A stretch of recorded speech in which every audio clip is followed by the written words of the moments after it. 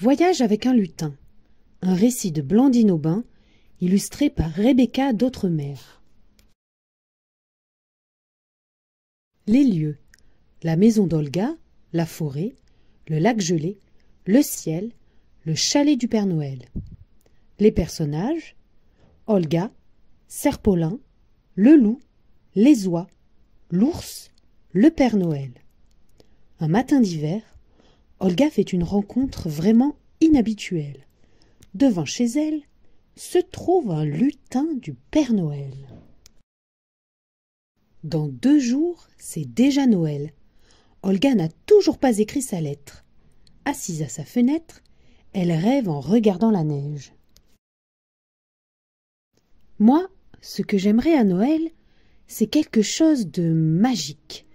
Quelque chose comme... Tiens, qu'est-ce que c'est?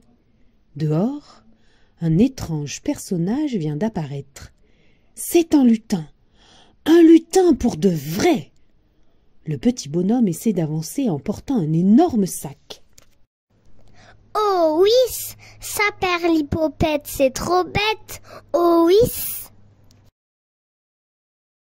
Le cœur battant, Olga sort de chez elle et s'approche du lutin.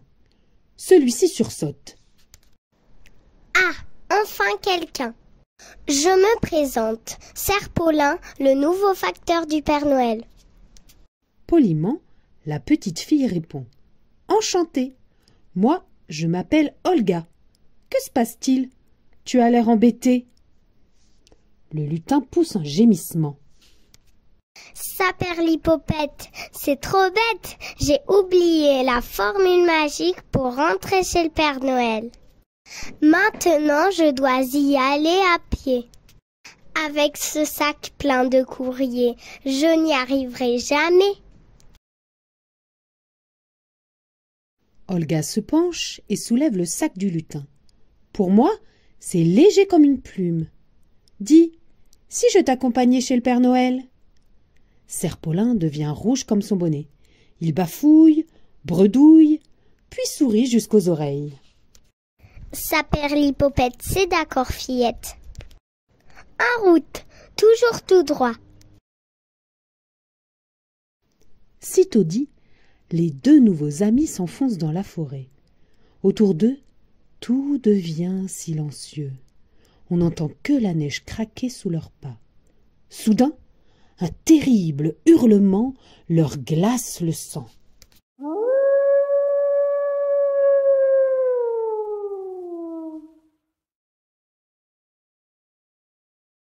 Un loup blanc surgit entre les arbres. Serpolin frémit. Ça Perlipopette, un loup. Filons avant de finir en ragoût. Aussitôt, Olga et le lutin prennent la poudre d'escampette. Mais en 3 bonds, le loup les rattrape et leur barre le passage.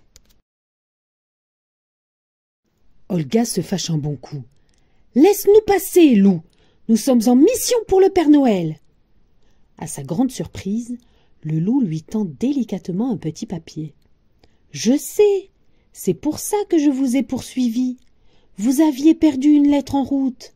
Allez, bonne chance !» Soulagés, Olga et Serpolin rient d'avoir eu si peur. Après une longue marche, ils quittent la forêt et parviennent au bord d'un grand lac gelé. Serpolin fait la grimace. Ça Perlipopette, ce lac mesure 1000 kilomètres. Si seulement on avait des patins.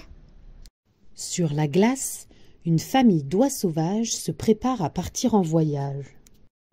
La plus âgée crie au lutin. « Des patins? Pfff, il y a beaucoup mieux. Allez, montez, je vous emmène !» Sans hésiter, Olga prend place sur le dos de l'oie. Mais Serpolin recule d'un pas. Ah non, pas question. J'ai le vertige, moi. 2 oies attrapent le lutin par les bretelles et l'installent devant Olga. Peu après, les grands oiseaux battent des ailes et s'élancent dans le ciel. Quel voyage! Olga ne cesse de s'émerveiller. Oh, un troupeau de rennes! Oh, comme c'est beau de là-haut. À l'horizon, le soleil descend lentement et l'oie déclare. Il est tard, je vais vous déposer ici. Attention à l'atterrissage! Mais tandis qu'elle plonge en avant, Olga et Serpolin perdent l'équilibre et tombent dans le vide. Ploum, ploum! Olga et le lutin rebondissent sur un tapis moelleux. Étonnés, les deux amis relèvent le nez. Juste en dessous d'eux, un ours bougonne à moitié endormi. « Je parie que vous ne savez pas où passer la nuit. Vous pouvez rester, mais pas de bruit, s'il vous plaît. » L'ours se rendort paisiblement. Dans le ciel, les étoiles s'allument comme une guirlande. Serpolin chuchote. « Il a raison, nous continuerons demain. Je crois que nous ne sommes plus très loin. Bonne nuit. » Bien au chaud contre l'ours, Olga ne répond pas. Elle dort déjà. Le lendemain matin, une délicieuse odeur de chocolat réveille Serpolin et Olga. Le lutin bondit. « Viens vite, Olga, le chalet du Père Noël, c'est par là !» Dans son sommeil, l'ours se met à grogner. Sans bruit, Olga attrape le sac de courrier et suit le lutin.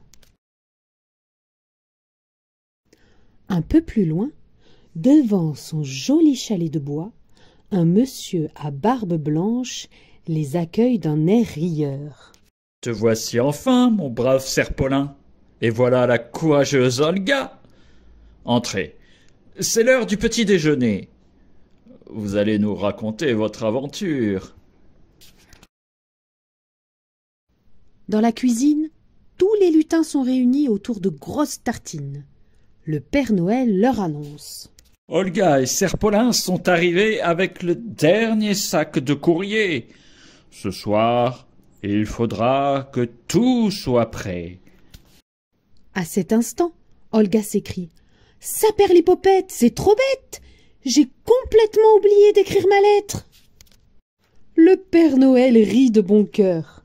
« Ha ha, ça c'est la meilleure. Voyons, petite Olga, tu voulais quelque chose de magique, n'est-ce pas? Alors, je t'emmène faire la tournée de Noël avec moi. » Fin.